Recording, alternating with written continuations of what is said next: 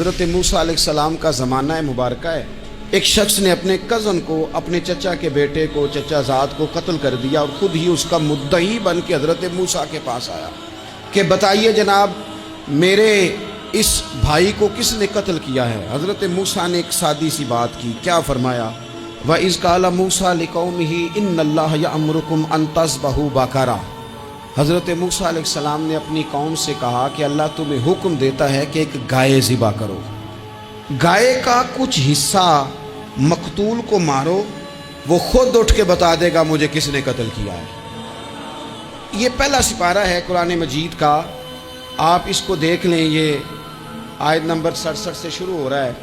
تو اب وہ چونکہ ذبح کرنا نہیں چاہ رہا تھا، اس کو پتا تھا کہ مجرم تو میں خود ہوں، وہ ذبح چونکہ کرنا نہیں چاہ رہا تھا، اس سے کہا کہ مارو ایک حصہ گائے کا، اس کو تو یہ اٹھ کے بتا دے گا. تو اس نے جواب کیا دیا؟ قالوا اتتخذون ہزوا، کہنے لگا آپ میرے ساتھ مذاق کرتے ہیں، کبھی ایسا بھی ہوا ہے؟ قال اعوذ باللہ ان اکون من الجاہلین. حضرت موسیٰ علیہ السلام فرمانے لگے میں اللہ کی پناہ مانگتا ہوں میں جاہلوں میں سے ہو جاؤں. ہر وقت مذاق کرتے رہنا یہ تو جاہلوں کا طریقہ ہے. کن کا ہے؟ حضرت موسیٰ نے کہا ہے، قرآن پاک ہے. ہر وقت مذاق کرتے رہنا، خوش طبعی اور چیز ہے، مسکراتے رہنا، لیکن کسی کا مذاق ہر وقت اڑاتے رہنا کن کا طریقہ ہے؟ جاہلوں کا. جب کہا نہیں ذبح کرنی ہے تو اب ذرا دیکھیے کرنا نہیں نہ چاہ رہے. قالوا ادع لنا ربک یبین لنا ما ہی. کہنے لگے اے موسیٰ پھر آپ نہ رب سے دعا کریں کہ وہ ذرا کھول کے بتائے وہ گائیں کس طرح کی ہو. ارادہ نہیں نہ ذبح کرنے کا، آپ دعا کریں. قال انہ یقول انہا بقرۃ لا فارض ولا بکر. فرمایا کہ رب کہتا ہے وہ گائے نہ بوڑھی ہو نہ زیادہ بچیا ہو، عوان بین ذالک، ان کے درمیان ہو، یعنی جوان گائے ہو. فافعلوا ما تؤمرون، کرو جس کا تمہیں حکم دیا جا رہا ہے. قالوا ادع لنا ربک یبین لنا ما لونھا. لو اگلی بات سن لو. کہنے لگے آپ دعا کریں رب سے کہ وہ کھول کے بتائے اس کا رنگ کس طرح کا ہو، رنگ بتائیں کس طرح کا ہو. قال انہ یقول انہا بقرۃ صفراء.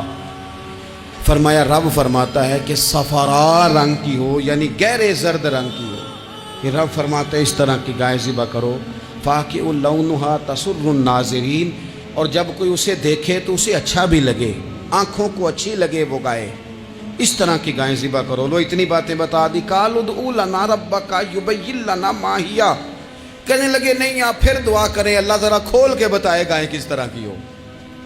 ان البقرہ تشابہ علینا، ہمیں ذرا گائیں پر شبہ پڑ گیا ہے کس طرح کی ذبح کرنی چاہیے. وَإِنَّا انشاءاللہ لمہتدون، اگر اللہ نے چاہا تو ضرور ہم ہدایت پا جائیں گے. پھر اللہ تعالیٰ نے فرمایا کہ قال انہ یقول انہا بقرۃ لا ذلول تثیر الارض، گائیں اس طرح کی ہو کہ وہ کبھی کھیتی میں نہ چلائی گئی ہو، یعنی اس کو کبھی کام نہ اس سے لیا گیا ہو. بیل کو لوگ لگاتے تھے نا، جو کام آج ٹریکٹر سے لیا جاتا ہے وہ گائے بیل سے لیا جاتا تھا.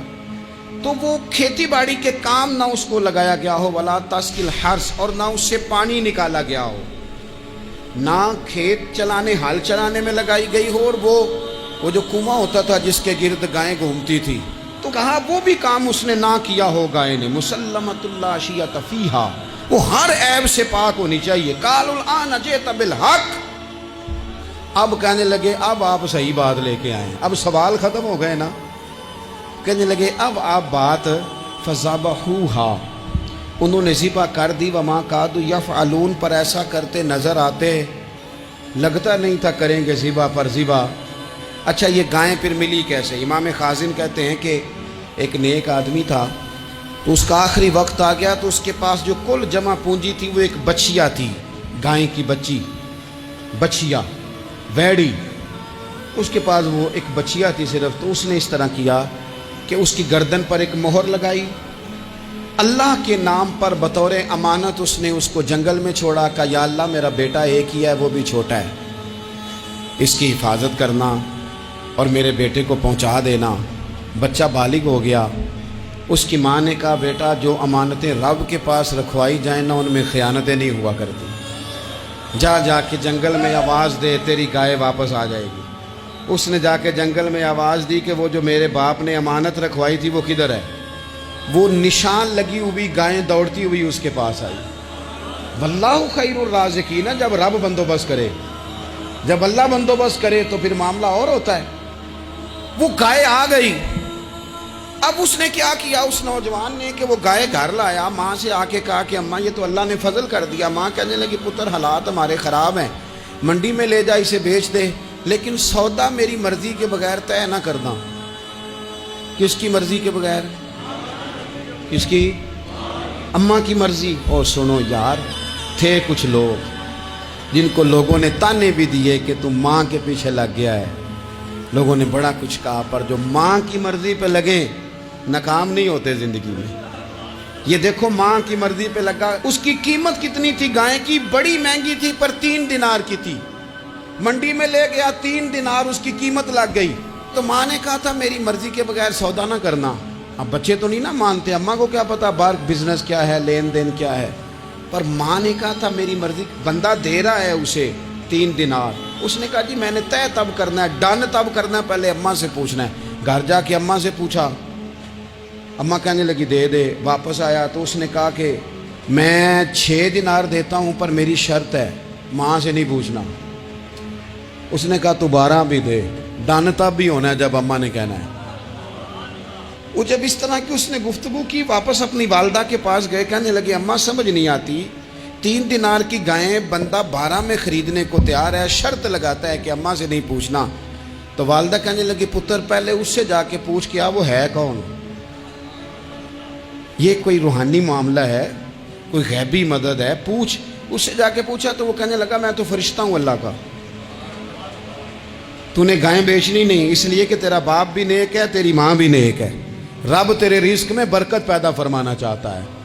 ماں باپ نیک ہونا رزق میں برکت ہو جاتی ہے۔